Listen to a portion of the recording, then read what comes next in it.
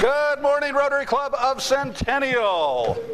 Before we get going, could you please take a second and silence your cell phones? All right. Mr. Eunice, would you like to inspire us? Well, just make something up.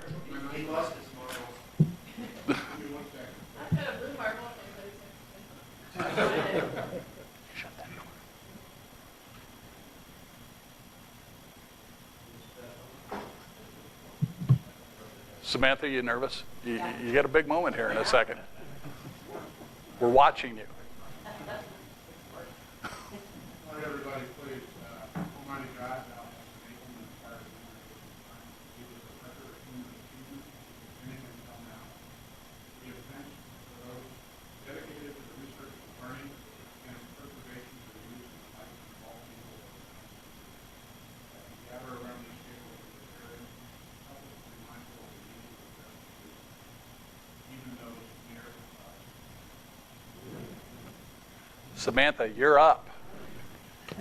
Allegiance to the flag of the United States of America and to the republic for which it stands, one nation, under God, indivisible, with liberty and justice for all. A quick note, we are now videoing the meetings so we can post them up on our website so people who don't make it can see what's going on. So it's very important when you speak that you use a microphone, otherwise we won't hear you. Mr. McCarty, could you Rotary minutize us, please? Good morning, and yes, I can. As I hope most everybody knows, we have been talking about a clean water project in Madagascar. And so I wanted to let you know what Rotary International's position is on, Greg, right here. We'll seat you at our table. If you go to the Rotary International homepage, right on the homepage, it talks about our causes, and that's the term they use. And so Rotary around the world is focused on 6 causes: promoting peace, fighting disease, providing clean water, supporting education, saving mothers and children, and growing local economies. And under the providing clean water, there is something called WASH, water, sanitation, and hygiene. And it says clean water and sanitation is a human right when people, especially children, have access to clean water, sanitation, and hygiene. They lead healthier and more successful lives. We don't just build wells and walk away. Rotary members integrate water, sanitation, and hygiene into education projects.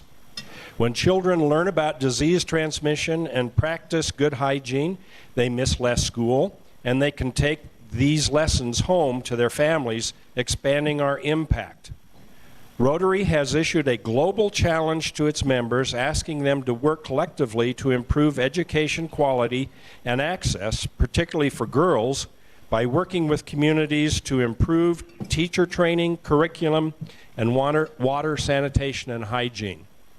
So in the past, we would have partnered with Engineers Without Borders and gone into a village and drilled 10 wells, and we would have left and said, here are your wells, here's your clean water. Today, Rotary says that isn't enough. First of all, we've got to determine that the water source is sustainable and that the wells are properly drilled so we can get clean water, but what good is clean water if you don't have sanitation and hygiene? So the grant that we're working on, when we submitted it to RI, when Catherine submitted it to RI, it came back with questions. What are you going to do about sanitation and hygiene? And we don't know what we can do about sanitation and hygiene unless we visit the village, Asampari, in Madagascar, and we talk to the villagers, we talk to the school system. They have a primary and secondary school in the village that are small. But we also want to talk to the Rotary Club in Manakara, which is about 2 hours away. We need to know what kind of follow-up and help they can provide in terms of education, educating the children and villagers on sanitation and hygiene. So those of you who aren't familiar with third world countries, this is a country where they don't wash their hands and they do their business out in the woods or the fields. So ultimately what we would like to do, I think, as a Rotary project in Madagascar is not only help Engineers Without Borders drill the wells, but then go back in, have our grant requests substantial enough that we can build hand washing stations throughout the village, and then provide latrines for the best opportunity for water, sanitation, and hygiene. Let me know if you have any questions. Our funding request is going to the Centennial Foundation Board at their next meeting, and we'll know whether or not we're going to take a trip to Madagascar. Are you going? Somebody has to go. Somebody from the local club has to go. I have, pardon? It is an amazing country. I've been doing a lot of research in anticipation of going there. It is the 4th largest island on the world. It is as large as Texas. The road system is terrible. It takes a long time to go places. John's stepson has been there, and Karen's son has been there. It is home to lemurs. It is the place to see lemurs in the world, other than zoos, the only place to see wild lemurs. I would suggest anyone, I would invite anyone who would like to come with me. We're going to be gone about 3 weeks, although we could make a trip for somebody work a little shorter than that. If you want a life adventure to see how Rotary can truly help people, then I would invite you to come with me to Madagascar. We're going to be leaving 19th or 20th of October and coming back in early November. A great time to be there. Yes, Tim? Yeah, I just wanted to say I can think of nobody more qualified to make this trip than John McCarty. Well, but I'm okay when it comes to the water, but I could sure use a Rotarian's help on the sanitation and hygiene assessment part. So if anybody would like to come. Just wanted to ask, the newest National Geographic magazine. Is this going? Can you hear me? Yep. The newest National Geographic magazine that just came out covers personal hygiene worldwide. It's very interesting. Thank you, Tom. Let me know if you're at all interested. I'll get you all kinds of information. There are some fantastic flight deals right now. What was costing in the neighborhood of $2,500 to get there, we can do for about $1,500. And once you get in country, it's relatively inexpensive to stay there. So let me know if you want an adventure. Thank you, John. Mr. Gale, would you like to do the business minute? Thank you. So we're doing something a little different on the business minute. We're going to limit it to 2 minutes. I might run a little bit longer, but I'll try to keep it short. And it's Right. about partnerships. Okay? Basically, try, when you get into partnerships, make sure you have clear-cut written understandings. For 25 years, I ran a distribution business with my first cousin, who was my partner. Everything worked out pretty good. The last 5 got ugly and involved with litigation. That's not the thrust of what I'm going to mention right here. Basically, 10 years ago, we had a guy named Jake Jabs, CEO of American Furniture, come and talk with us. Jake went through his whole litany of his life, hard times in the beginning, but became extremely successful. I think he is the founder, and to this day, maybe, the owner of American Furniture Warehouse. He's a modest guy, and when he talked to us, he turned around and talked about his modest conservative lifestyle. And at that point in time, 10 years ago, he was pretty much a big shot in town. Well, I kind of turned around and listened to this, and he talked about how modest his lifestyle is, and he drove a 5 or 7 or 10-year-old vehicle that was beat up, kind of. Well, at the end of the meeting, and he did give us $1,000 for coming just to talk to us, I kind of followed him out to see what kind of car he was driving. And he was driving a beat-up vehicle and just drove away. It was kind of cool. Well, at the same time, I was kind of doing a little bit of research about Warren Buffett. Warren Buffett, as everybody knows, is quite a successful guy, a man of modesty and conservatism, et cetera, et cetera, et cetera. When Jake came and talked with us, he turned around and was kind of cool, and it almost paralleled the style and approach of Warren Buffett. Well, Warren Buffett, Berkshire Hathaway, happens to own Nebraska Furniture Mart, which is a very big furniture store in Omaha. For whatever reason, I decided to turn around and write Warren a letter and talk to him about Jake. During that time, I purchased a little bit of stock in Berkshire Hathaway. So I wrote Warren Buffett a letter, one-pager, short and sweet, and basically introduced him to Jake Jabs. Sent it out there knowing that it would never reach his desk. About a week later, I get a piece of mail and an envelope that didn't have anybody's name at the top. So I kind of think it's going to be junk mail. So I just rip it open and start reading it, and it happened to be my letter to Warren. Kind of found it strange. And basically, I turned around and had it framed because Warren Buffett, and I had a picture of him taken, I keep this in my study, talked about him back in 2005, give or take, being worth $40 billion and possibly the second richest person in the world back then. And that was kind of cool, if you know what I mean.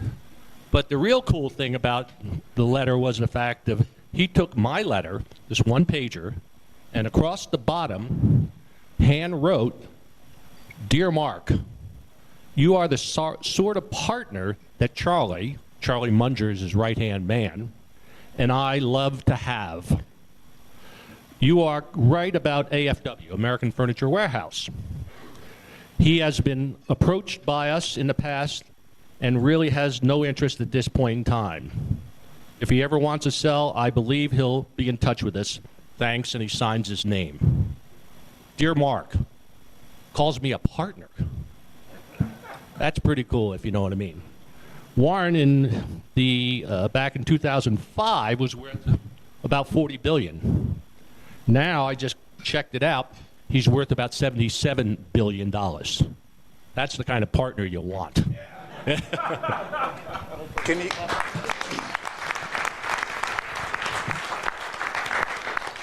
you get him to come and be speaker? Yeah. See how good of a partner you are. I wrote to him when I had heard that Remax was going up for sale, and quite frankly, he didn't respond that time. Oh well. If anybody just wants to see this is a big kick for me, but oh well. Do we have any visiting Rotarians?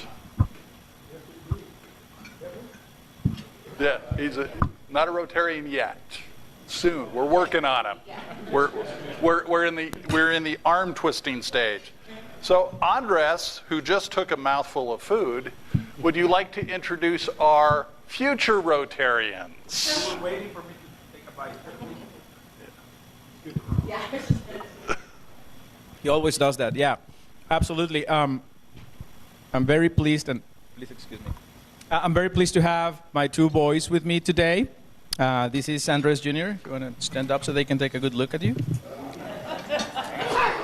Andres is going into 8th grade in a week, and he's ready for school, right? And this is Lenny. Lenny is starting middle school. He's going into 6th grade as well in a week, and he's all ready for it, right? No? No.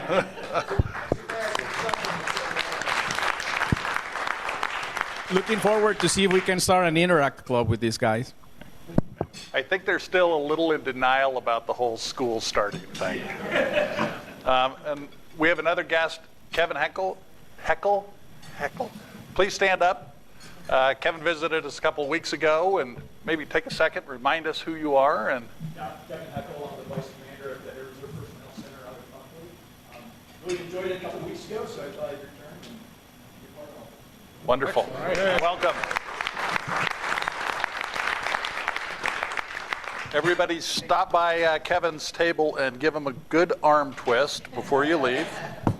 Birthdays, John McCarty. I think it's today, isn't it?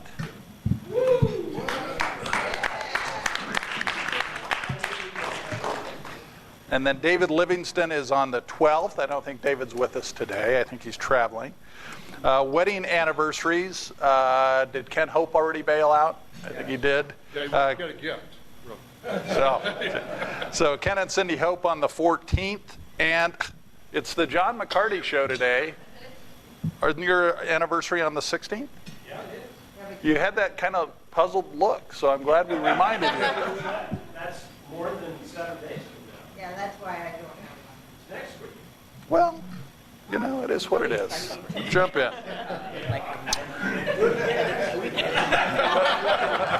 I'll remind you again next week, just to be safe.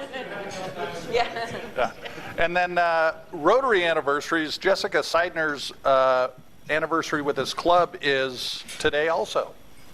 So I don't think Jessica's here today. Little club business. Ms. Henshin, would you like to fill us in again about peaches? I brought this form that I did last night to remind you all, please fill out this form with all the people that you sell peaches to. This is really helpful for Barb, and it will be helpful for you. And I strongly urge you all to make copies of all the people, your receipts, your tickets, so you have that file next year when the peaches come around, because it's a great resource. As Pete and I could tell you, this is what we go back to every year to find all the people that want to buy peaches. Although most of mine are calling me saying, "Are you selling peaches?" So yes, we are. Another comment I wanted to make, my Dropbox is full and it won't let me go in and add to our program list. But next week our program is Donna Dalton, and she is with Lost Highway Brewing. That's the beer that we are buying our beer from for all the Centennial events. So be sure you're here next week to meet the owners of the brewing. Is that for sure? Because the last time I looked yesterday and it was It's not on the Dropbox, because my Dropbox says it's full, and I cannot get in there. It's for sure. Vern, would you like to give us an update on Meals on Wheels? Yes, and I think Ann... Microphone, please. Microphone, yes. I've been sufficiently told to use a microphone, which I should. And do we have, who's doing it this week? Do we know? I'm sorry, I didn't know. Oh, the Jacksons? Okay, so Mary Alice and Charlie are doing it this week. I'm going to send out an email this week. I'll probably send it to Karen and ask her to send it out to everybody on the email list, if that's the best way to do it, because I don't have everybody's email. But for those of you that do Meals on Wheels, if for some reason you can't do it, either in advance or the day of, I'm going to send out an email with phone numbers. The first step would be to call Ann. The second step, if she's not available, will be to call me, and we'll try to find somebody that will do a replacement for you. But I'll send out the email so you can call us. The third step would be to call Meals on Wheels and let them know. But preferably call Ann or myself first, because we'll schedule them. So, thank you. Thanks, Vern. Mr. Paller, could you give us a final update on Centennial Under the Stars? Oh, my goodness gracious. Yes, oh man, I'll tell you what, it won't be an event to be beholden. You know what we need? We need participation. We don't need workers, we need attendings. We need people to show up and drink like there's no tomorrow in a responsible way. May I have a hallelujah? Hallelujah. The fact of the matter is, the schedule is full. We have all the participants that we need. However, I would like you to turn on your magical cell phones, right, and put in the next schedule, which I believe is September 9th. September 9th. and we'd love to have as much participation as we possibly can. In fact, because of our illustrious president's encouragement, we even have participation from our satellite clubs, both Allosaurus and the Millennials. So, talking about an outstanding opportunity, holy mackerel, we're going to have a party. And we're looking forward to seeing everybody there to participate and enjoy the event. Pray for good weather, yes. Mark, I wanted to let you know that I think Karen has volunteered to help with the consumption phase of the event. Well, it depends. I don't have my classes. All right. If she isn't hanging with her Casa kids, she will consume for you. Mr. Ernest, you're up. You have multiple things for us today. I have a few things for our club. The first one is due to John Peterson and John Barry's illustrious leadership, we are now taping these our meetings. So they called your friendly neighborhood spider lawyer to ask if this is an issue, and it isn't. But nevertheless, out of an abundance of caution, we are going to, I know, it depends. We are going to circulate an authorization form. So if you have the opportunity to appear on camera, you are authorizing our club to post this on the internet and use your image at our disposal. Nope. So if you would, you will see that I have already signed this. So please. Nope.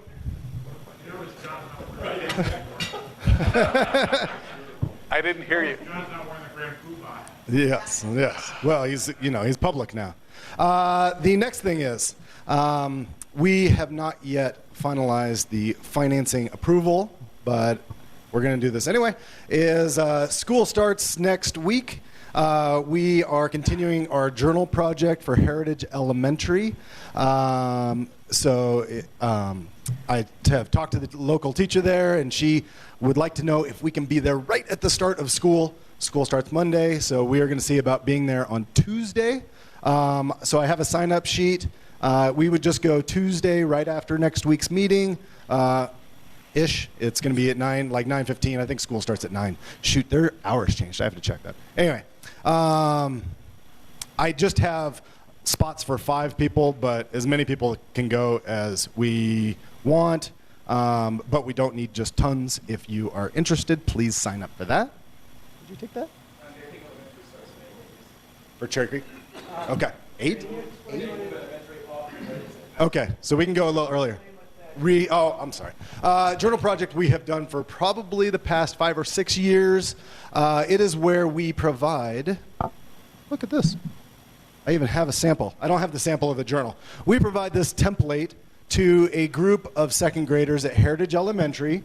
They use this side here to color the cover and sort of make it their own. And then we bring it to Mr. Cottrell's office, and he prepares these lovely writing journals. This project is to encourage literacy, reading, and writing, of course. And I think the best comment that we ever got back from Ms. Schaefer, who's at Heritage Elementary, is that, man, if I only knew all it took was for kids to color the cover, that they would actually write for me, I would have done this years and years ago. So she has incorporated this into her entire lesson plan, and it's like their personal writing journal. And my son, I still have my sons from when he was in 2nd grade, and other families still come up and talk to me about it and look back at it.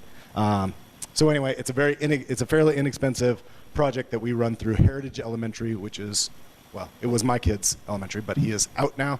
But it's really hard to get in with any teachers. So Ms. Schaefer is very appreciative of this program, so we have continued it. So that's what that is. One more thing. If you have the pleasure, like myself, of being at the late shift of Centennial Under Stars, you will appreciate and enjoy getting up very early the next morning with me again and going and doing the bone marrow drive at the South Suburban 5K, 10K at Hudson Gardens. As you may recall, our club is sponsors of all of the South Suburban 5K, 10Ks, and as part of that, they have allowed us to have a booth at the race. So at the race, we'll have a booth where we're trying to accomplish two things. One is to educate people and sign people up for the bone marrow stem cell registry. It's a very simple process of getting people signed up. We're there with representatives from Bonfilia's Blood Center who bring the kits and all that kind of stuff. And we talk to people about the need for the registry, the need for people to sign up, and how it changes lives. And in addition to that, I also bring Rotary materials. We have a Rotary banner and can also sort of promote and talk to people about Rotary. This we also do not need lots of volunteers for. I just put down a whopping 4 volunteers, but we can have as many as is necessary. If you would like to join Nora and myself there, please sign up. It'll be 8:30. I think the race starts at 8, but what we've learned is that all these racers are very serious and focused before the race. So it's really about after the race when they're hanging out. So if you would be willing to show up at 8:30 to 10:30, it probably won't even necessarily go that long. Sunday morning, it will be a beautiful morning. So I'm going to pass this around. Does anybody else have any announcements? That's the next step. Travel gifts. I believe we have one from Byron to start us off.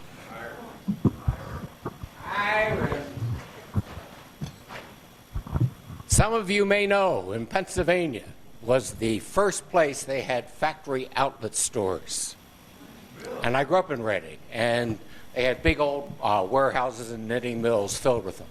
So I always go back to Mecca. And we have, for the ladies in the club, a Coach purse. Ooh. Thank you.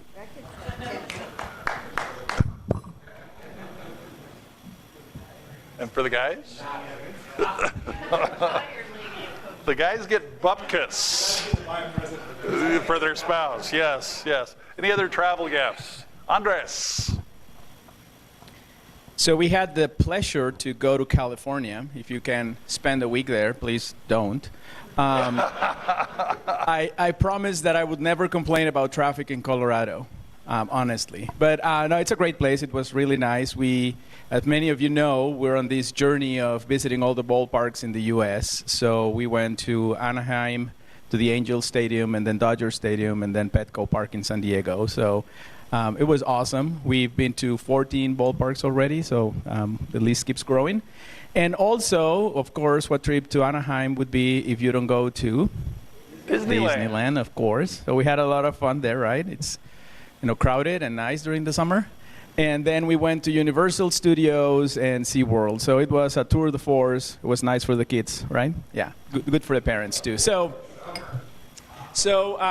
when we were there, we thought, what can we get to Rotary that the club members really like? So out of the places we went, we brought what is this? A walrus. I should say it's like a seal with teeth. And obviously from SeaWorld, what could be better than Shamu? All right, so that's what we got. Very good, thank you. Any other travel gifts? Yes. Mr. Shattuck.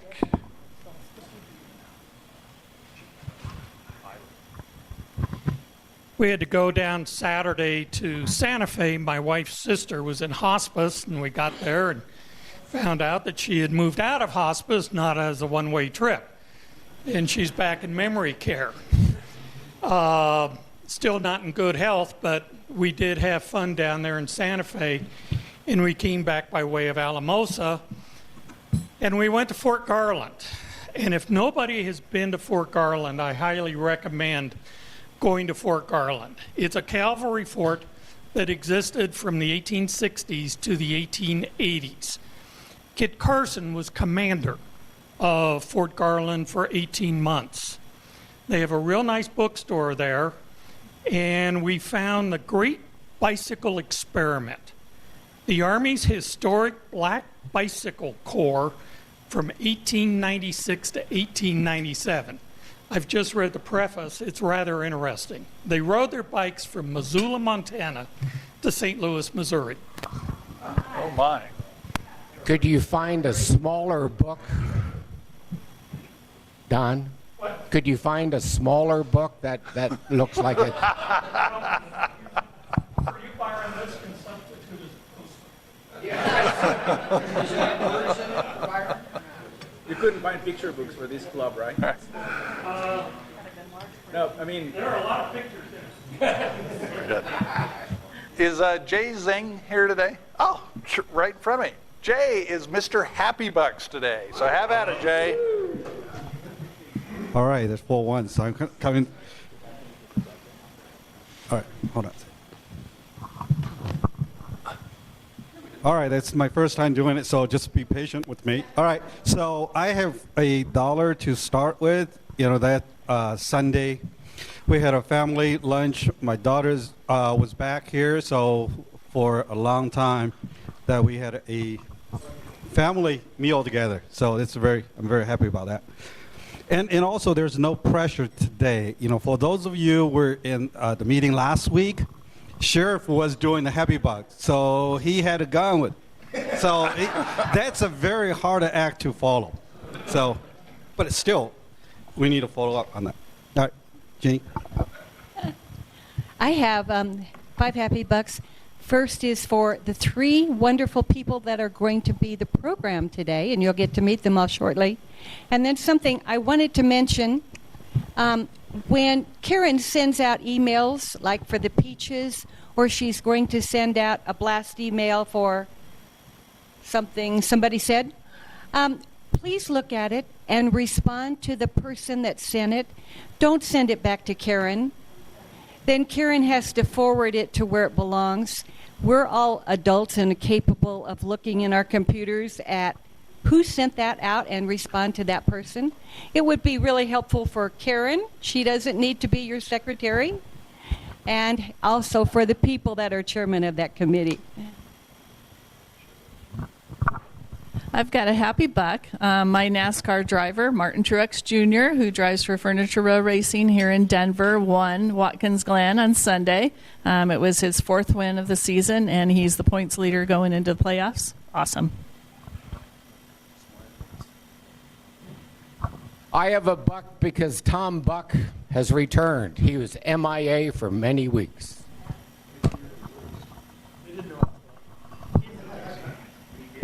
All right, this table. Oh, go ahead. All right. All right, this table. Thanks. Little advice, Jay. I know that Sheriff having a gun kind of scares us into donating money, but bribing works too. We love Kung Pao. So, but I am thankful for having a commander in our presence, and it's cool just to say commander. I just have a happy buck because it's Tuesday. All right, anyone else at this table? All right, Bill. I have a happy buck. As you know, I'm a grant writer for the Rocky Mountain Employee Ownership Center, and we just got an email yesterday from the New Belgium Brewing Company that a $25,000 check is in the mail. So when you drink beer, drink New Belgium. All right, this table here. So visited the Parker Club with John and David last week, and really, really happy to be part of this club.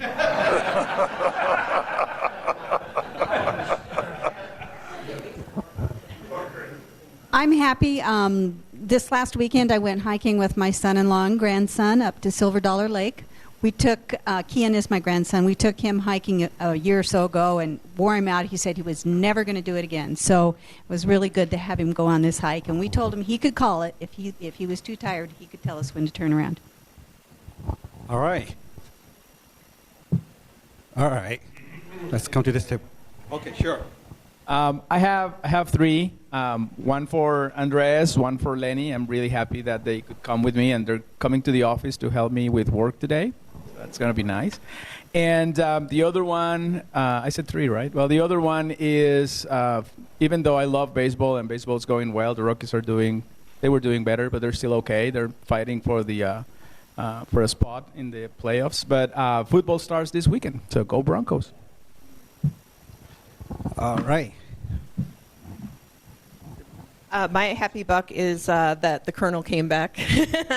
So hopefully Tripp will be able to close the deal and make him a member. All right, here is our visitor.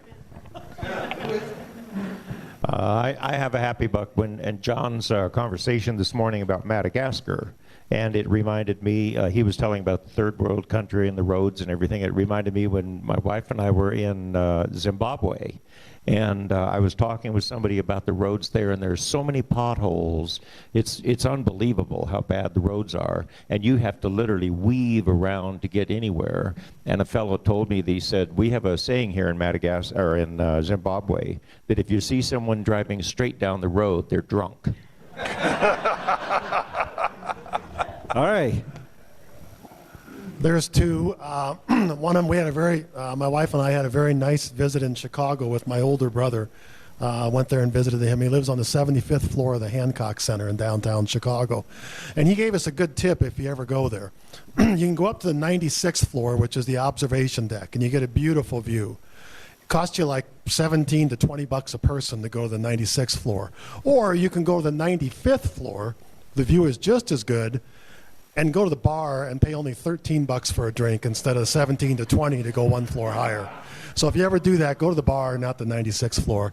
And the second one's an apology buck because I went to Chicago and did not bring back a travel gift. Don Shattuck stopped at a rest stop in Colorado and brings back a gift that you could have Chicago. I have a happy buck because I was happy to attend the meeting of a Aurora Rotary Club and learn they're not half as much fun as we are. There we go. All right, Ann? Thank you. This is because I successfully had a trip to Minneapolis and visited with my 4 sisters. At one point, we were going to go out on Lake Minnetonka, which is the largest one in the area, and we tootled around briefly. Then we had to come back to pick up some ice, I think it was, and then we tried to go out. Nope, for the next hour and a half, we sat there talking and eating and doing and waving, and it was fun in spite of the fact we weren't back out on the lake. All right, thank you. Anyone else at this table? Yes, I do. My first buck is welcome to our guests, and I hope you close the deal. And also to Andres and Lenny, welcome. And then the second buck is on Saturday. Went to the opening of the new Colorado State University Stadium, and it was really cool. And for those of you on Facebook, I posted a picture of my family about one of those bricks, So that was our big deal, was finding our brick. So it was really nice, and I'm really disappointed all my co-CSU fans have left the meeting. So they're not here to appreciate it. All right. I have $2 today. One is for my daughter. She's celebrates her birthday on the 15th. It's her adoption day. It's not her birthday. Aw. And number 2, I'm happy to report that after a lot of work, we have now got, if you go into the Rotary website, go to About Us, go to Club Meetings, and you're going to find that we have posted a YouTube video on our meeting, so if you need to check on something you've forgotten about or want to see, if you didn't make it to the meeting, you can certainly find it there. Good job on Thank that, you. John. I've been on the phone with him multiple times, and he's put in an incredible amount of effort. We're still kind of figuring out camera angles and but when our speakers come up today, kind of between here and here is where you want to stay so you can be on camera. Jay, get back on camera. Just stay away from it. All right, go ahead. He didn't sign the permission slip. All right, good. You better. I have 5 happy bucks. First, Tom Buck, good to see you again. We miss you. We miss teasing you, I think, as much as we miss you. So glad to have you here. Colonel, thank you so much for coming back. Don't listen to all the talk about closing the deal. It's going to be much, much more subtle than that.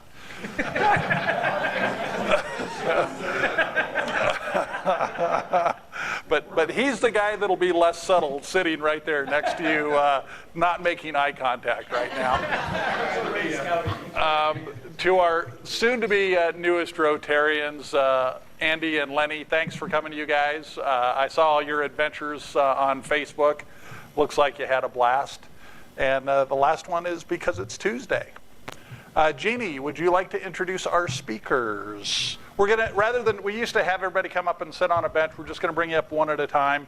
You can use the podium. I use it for a slimming effect with the camera angle, but do it however you want. We're going to start this morning with Doug Hanna.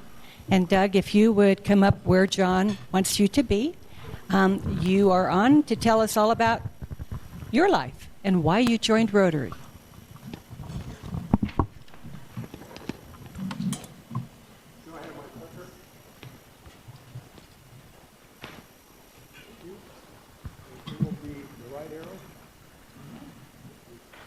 Good morning. Morning. You know a little bit about me from the program today, but what it doesn't tell you is that I was born in Omaha, Nebraska, the only child of Bob and Kay Hanna, who did me the favor of giving me the middle name of Foot, F-O-O-T-E, not Footy or Foote, but Foot. As a child, I tried my very best to hide the name because as soon as kids, being kids, learned that was my middle name, I immediately became things like Clubfoot and Foot Hanna Banana. But as I became an adult and I heard the story of the Foot family history, it became a little bit easier for me to carry. And here is our story. Back in the 1500s sometime, an English king was running away from some army that had defeated him, and he came upon the home of my ancient ancestor crying, "Hide me, hide me." Well, my ancestor did. He hid him in a tree. The conquering army went rushing past, didn't see the king. He was saved, and in gratitude, he made my ancient relative a duke or a count or something, and we became landed gentry. And as proof of that, here is our family coat of arms. As you can see, we have the tree in which the king was hid, and the Foot name, and our loyalty and truth. So having heard that story, it made me feel a lot better for having to carry the middle name Foot. To compress things a little bit into the more recent past, I graduated from Doane University in Crete, Nebraska, with a BA in economics. It didn't take me very long to learn that there was not a great market for people right out of college with a BA in economics, so I took a job as an insurance adjuster for Liberty Mutual Insurance Company. I found out after about a year that I ended up spending at least half of my time with people whose cars had been bent, whose cars had been destroyed, who had been hurt, or who had been seriously hurt, or who had had someone near and dear to them killed in an automobile accident. I kind of felt like I didn't really want to spend the rest of my life doing that. So to compress history a little bit, I became an advertising agency copywriter in Fort Wayne, then Indianapolis, then St. Paul, Minnesota. Then I finally achieved my goal, which was to get here to Denver as an advertising agency copywriter. Show of hands, did any of you watch the series Mad Men?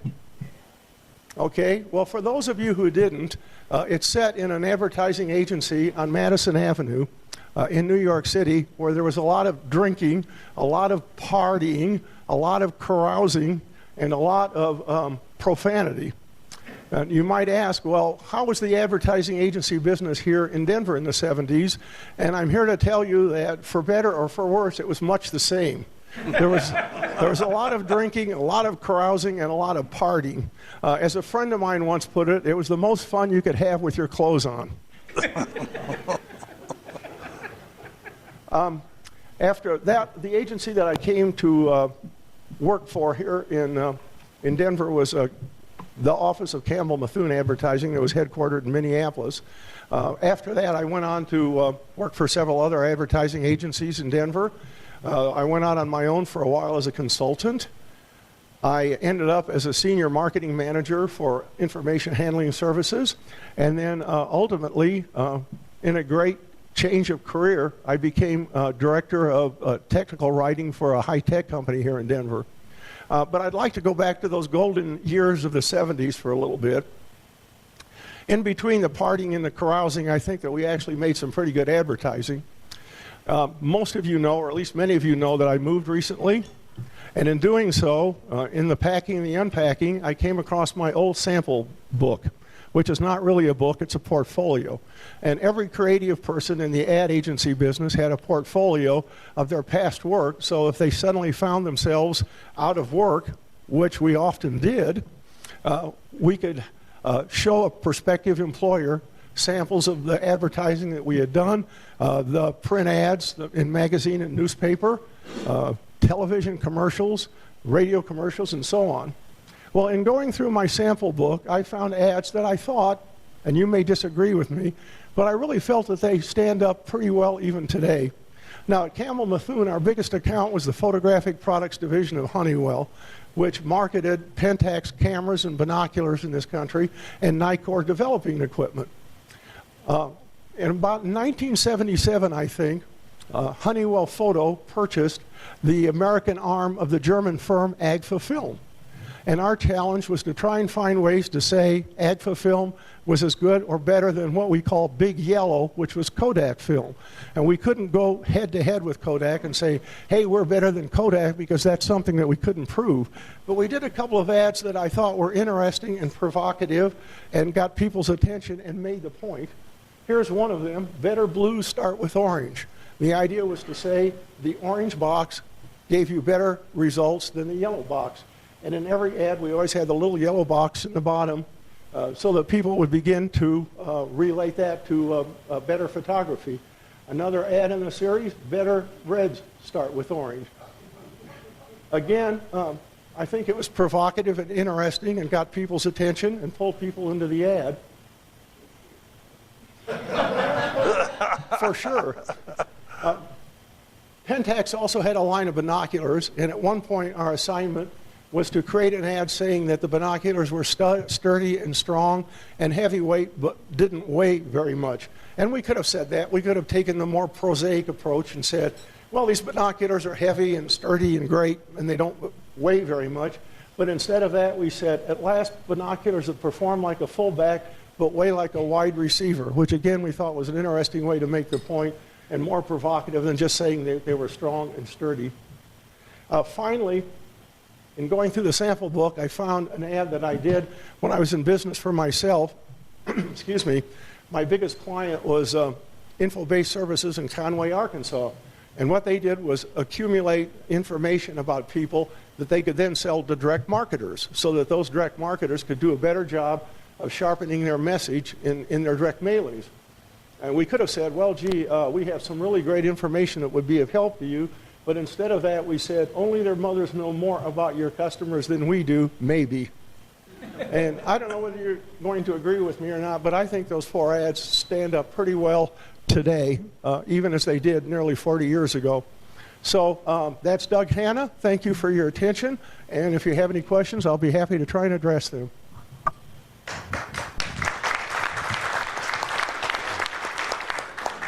Who was the original Madman?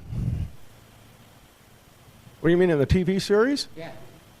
John Hamm. No, Dan Draper. Yeah, okay. Dan. Bill. No, it's Dan. No, wait.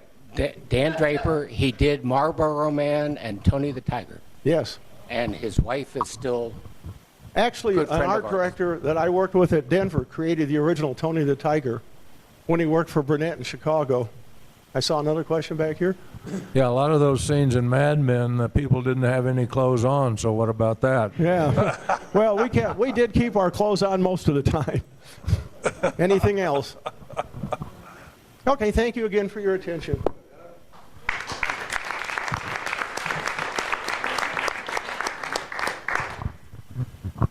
Okay, Samantha Rowe, you're on. You need a microphone? Mike? Samantha?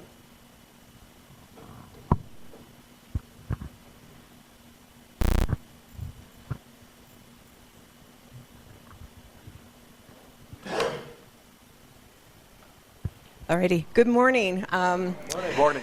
So this first slide is of my father, because right now he is very jealous because he loves Rotary and he loves to tell people about himself. So he would love to be here right now in telling you all about how wonderful he is. This is a picture that I took on Easter. It's in Michigan. I'm originally from Michigan. And he is 81 years old, and he's done absolutely nothing to get himself to 81. So he doesn't eat well, he doesn't exercise, he doesn't do any of that. But we always say that part of the reason he stays alive is because he is determined to tell everyone who he is and what he's done in his life. So part of the reason that I showed this picture with the historical marker is because it's also very representative of my childhood. My father was on the Michigan History Commission for 20 years, and so every weekend we would have to travel all around Michigan to dedicate historical markers. So I got to see a lot of Michigan, which was great, but I also got to hear a lot of speeches. So I am a single mother of 3, 2 dogs and a cat. This is Sophie, Poochie, and Fox. Fox is 14, and not sure. He was only supposed to live till 10, so he's kind of on borrowed time, but we'll see. As I said, I'm originally from Michigan. If you've met anyone from Michigan, they usually tell you where they're from by their hand. So I was born in Lansing, and then I went to college in Kalamazoo. So these are the early years. So part of the reason I did this is because I actually really like this family picture, and there are not many that I do like because we had some awkward times in our family. So, as I was asked to do this, since I hadn't seen one and known exactly what it was, I was thinking about like what brought me to Rotary. And, life is about the choices that you make, and every day, you never know the choice that you're going to make is going to somehow change the trajectory of your life. And so it's interesting as I was kind of thinking back to the different things I've done and how it's brought me here. So I'm giving you the Cliff Notes version, so it might be a little Dear Diary and a little Forrest Gump, so we'll see. So this is my favorite picture. So when my brother, he's older, 3 years older, and there are plenty of pictures of when he was young. But when I was born, suddenly the camera disappeared. So there aren't as many photos of me when I was little. So this is my full extended family, other than my mother, who I give her a lot of credit for this because she does not take pictures very well. And so this is the best picture she's ever taken in her life. So.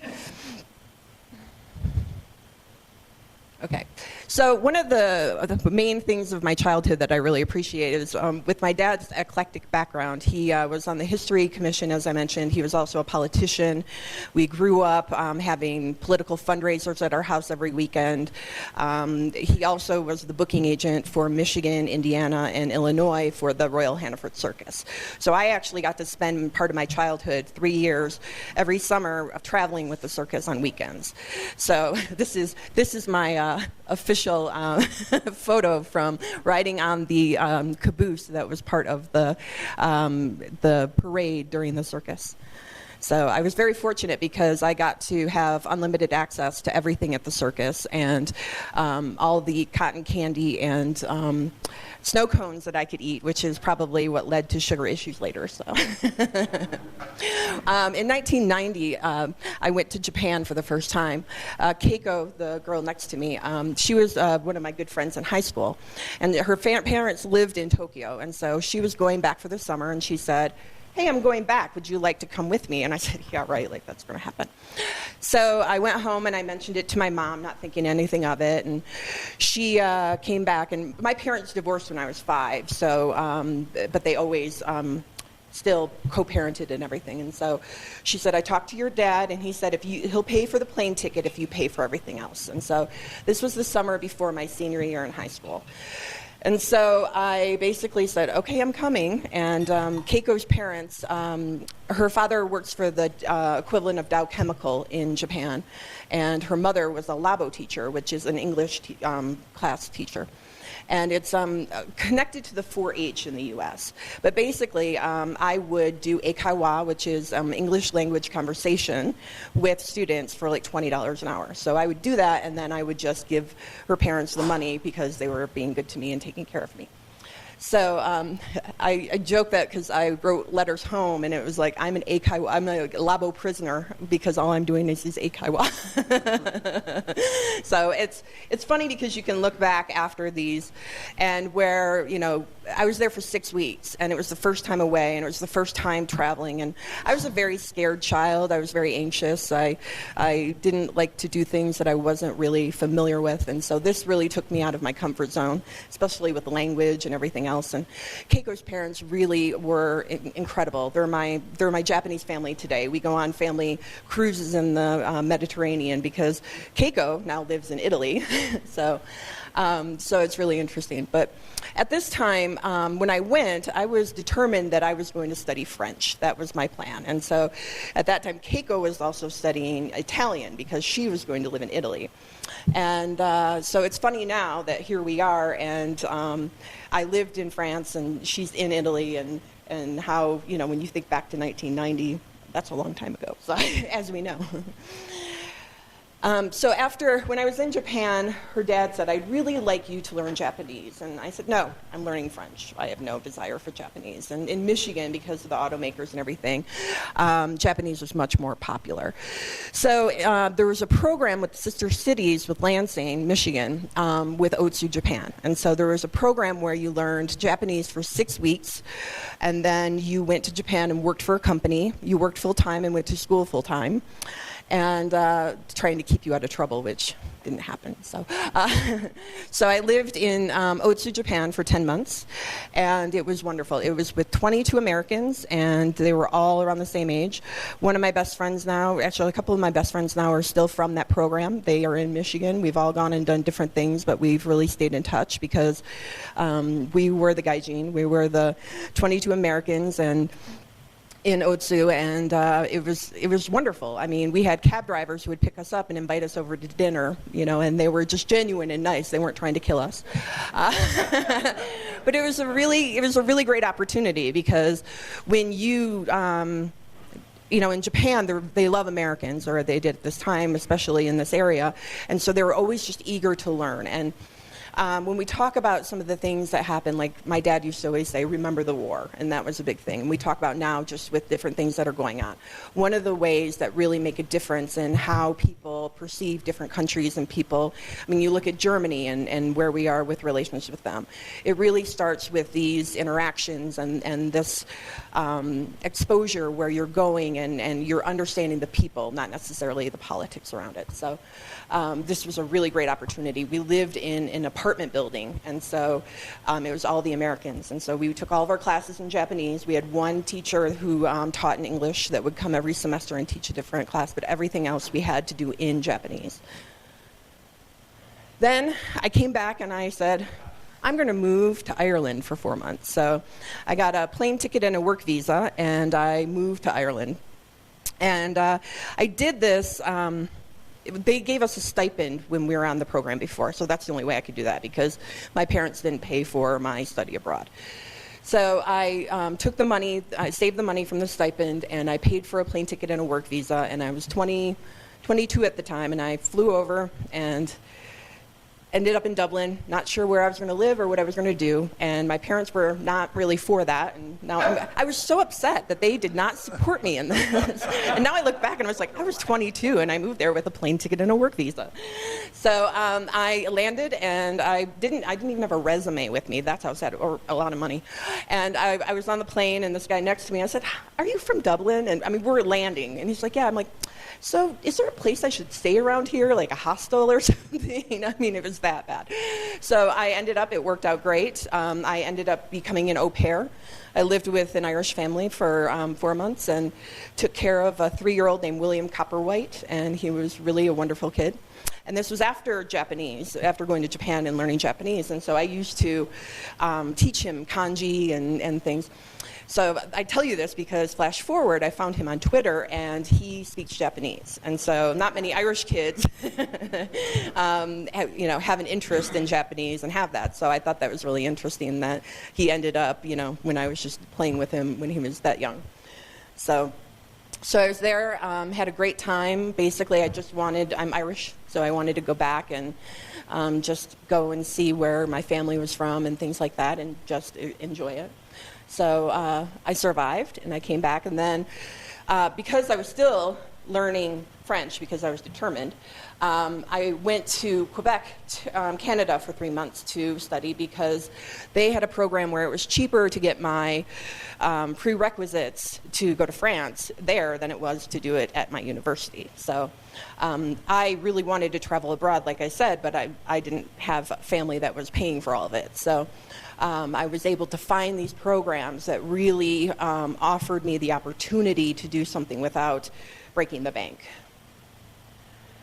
Then I went to live in Aix-en-Provence, and that's where I ended up basically graduating. So when my parents divorced when I was 5, my mom said, I'm going to take the kids, I'm going to leave you the house, and we moved and everything. And she was a very smart woman. She owned houses that she rented out and renovated and everything. But one thing that always kind of held her back was the fact that she didn't have a degree. And it didn't matter what it was in, but just a degree. And so she was always stuck in lower paying positions because she just didn't have a bachelor's degree. And you could put her against 90% of the people with bachelor's degrees, and she would outsmart them in everything. I joke that if you gave my mom a hammer and some duct tape and some twine, she could build you a summer house, where you give it to my dad and he'll tell you a great story about it, but he doesn't know how to use it. So for me, education was just really important. And so I had to pay for all of my school. So I worked 2 jobs. I worked for them the time I was 12, babysitting, and then as soon as I was 16, I started working, and I always had a lot of things going on. So when I moved to France, it was the first time that I couldn't work, and so it was an exchange program where you pay tuition, room, and board at your university, and you get tuition, room, and board at another university. It doesn't have to be a direct exchange. So I went, and I'm like, oh, well, heck, I'm not working. I took like 20 credits a semester. I lived in the dorms. I was the only American with all of the Europeans, and so it was really lonely and no TV, and even if I had it, it would just be French. So I had a lot of time on my hands. And also, a year before, I had lost my voice. I had a paralyzed vocal cord. So for 2 years, I had a paralyzed vocal cord and lived in France when I couldn't speak above a whisper. So I'm making up for it now. And so it was hard to really be social when I was there because I couldn't go to smoky restaurants. I couldn't talk above music, things like that. So it became an interesting experience, and one where I appreciate everything now, but it was a tough life. It was really tough because I lived like a mile and a half from my school. I'd walk there and back every day. Everything I wanted to do was further away, but it was a really great experience. And people always ask me, well, which one do you like better? And they're completely different experiences, and I really appreciate them for different reasons. So after France, what does one do when you have French and Japanese but move to South Florida? So we had a condo in West Palm Beach, and so I moved there because I was going to do my master's in Boca at Florida Atlantic University and work there and do my master's for free. And I got there and realized that anyone under the age of 40 was the root of all evil in their eyes, and everyone who was young and professional was leaving to go get experience to then come back when they were 40. So I decided it was time to move to Washington, D.C. So I moved to D.C., and the first thing I did was I worked at American University because, again, I still wanted to do my master's degree, and I really wanted to do foreign service. I wanted to travel the world and move all the time because, as you see, I was moving all the time. And my parents said, just be stable for 2 years. Just move to D.C., buy a place, and stay for 2 years. That's all we're asking. Then you can do whatever you want. So I did that, but I stayed for 10 years. So, and every year when I would renew my car license, it would ask you if you wanted to do it for a year or 2 years, and I would do a year because I didn't know what I was going to do. So I started at American University in the Career Center, and then I was talking to foreign service agents and officers, and they said, don't do it. they don't do this. It's not worth it. It's a tough life, and here's all the things. And also, if you get your master's, you'll make $30,000 a year with a master's in international communications or anything international. So I went to work on the Hill. So I went to work for Congressman Howard P. Buck McKeon. He's from California. And so I worked for him for 2 years. I was executive assistant and office manager. So basically, I was the gateway to the congressman. So the reason I took the position is I wanted to do more political base. And the executive assistant and the chief of staff are the only ones that can have that interaction without getting in trouble, and especially at that time. So I worked a lot with the lobbyists and everything else. So I was kind of the outward-facing person for that. So after working for him for 2 years, I decided that I wanted to go to the U.S. Chamber of... Oh, first of all, I have to tell you, I met some really famous people. Like Gidget, the Taco Bell Chihuahua, who came to visit. That's a highlight. Like, I have very few photos from it. I have that one. That one's on my... And then...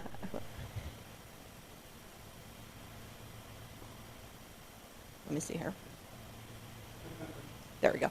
Then I went to work for the U.S. Chamber of Commerce. The U.S. Chamber of Commerce is basically the #1 lobbying firm in the U.S. It supports business interests.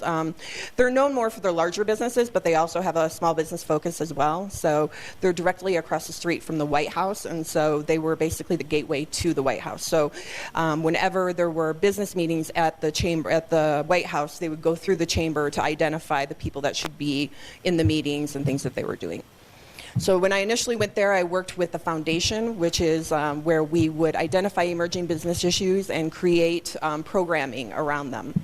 And so then that led to other positions within the organization. I was there for 6 years, and the highlight was for 2 years I ran the chairman's program. So I would travel with the chairman of the U.S. Chamber of Commerce. And so in 2008, when we had the economic crisis, there was an emergency G5 meeting. And so we flew to Paris and had this meeting with the other leaders, business leaders of the EU. And it was a really incredible opportunity. And you'll see there's a picture of the Eiffel Tower on the right later that will come into play. So, but it was just really a once-in-a-lifetime opportunity. I also was able to go to Tokyo for the G8 Business Summit the year before. I also went to the APEC CEO Summit in Peru in November of 2008. This was a really great opportunity. They basically shut down the city, and there was a destroyer in the water, to make sure, because the president was there. And it was really interesting to actually see all this play out. So this is the rest of my family. This is my brother, sister-in-law, and nephew. They live in San Diego, and that's my mom there on the right. She doesn't like photos, so I have very few. So you get the one that was her 70th birthday. So anyway, I moved to Colorado 7 years ago because I wanted a change of lifestyle. I loved working at the chamber. I loved DC, but after 10 years and planning on 2, I was ready for a change. So I moved to Colorado, and it's really been great. I have a great house. I live in Piney Creek. It's wonderful. And I joke that this shows the two things. One thing I really like, and the other thing I don't like, but I force myself to do, and that is, so I love yoga and yoga on the rocks. What I don't like is running, but I force myself to do races because I need to have a focus, and I need to have something that I'm focusing on. And so this all brought me here because I got to the point where I felt like I really wanted to give back to the community, and I felt really fortunate with all the opportunities. I'm one of the luckiest people in the world because I've had some really great opportunities. I've worked very hard for it. It didn't come easy. I wasn't the smartest. I wasn't the most attractive. I wasn't the most anything. And, when I worked on the Hill, I worked with a lot of people from really good schools. In fact, I had one intern who was from Princeton, and I joked because he kept bothering me. He wanted to be an intern. I'm like, he teaches violin. This guy is not going to want to get the congressman his donuts. Like, this is not going to work. And he was really great. He ended up but I was able to hold my own, and I was able to do the things that I did. And the things I did were not because of anyone else. They were because I had a drive to do it. And so when I moved here, I had friends in Fort Collins and nowhere else. And I just said, I'm going to move here and see what happens. And so 7 years later, it's been a really great move. But I really appreciate Rotary, and I appreciate all the things that you do. And the fact that, when you focus on one area, I think it's hard because you might not get as much return on it because it gets, but when you do Meals on Wheels and you do the blessing bags and you do all these different things and the study abroad scholarships and things like that, those are all making an impact, and you never know when those things will really be the trigger for whoever it is to get the help that they need, to feel like somebody cared, to do whatever it is to help make their lives better. And so that's what I really appreciate about Rotary. So one more thing. My other favorite thing is I make wine. And so this is like the family coat of arms right here. And so I make 2 types of wine, and the other one has that Eiffel Tower on it. It's a French Gamay that I make. So anyway, so that is my story.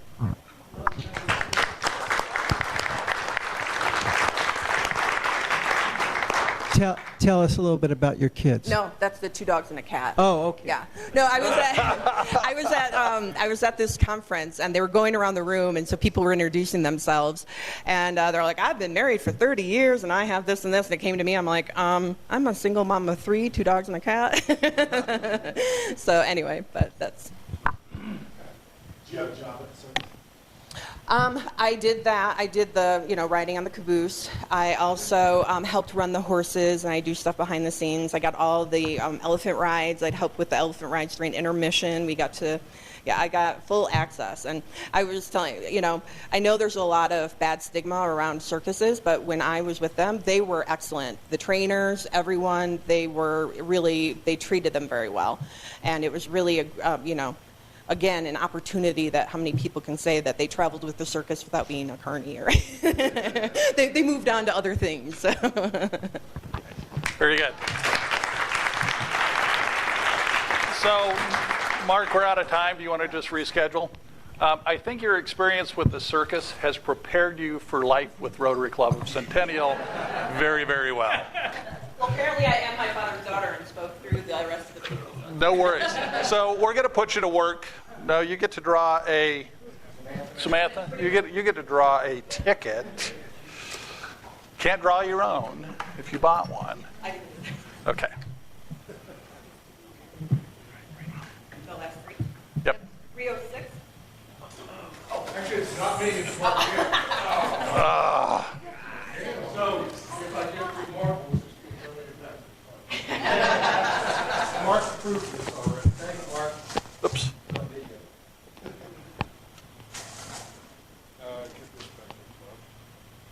Wow.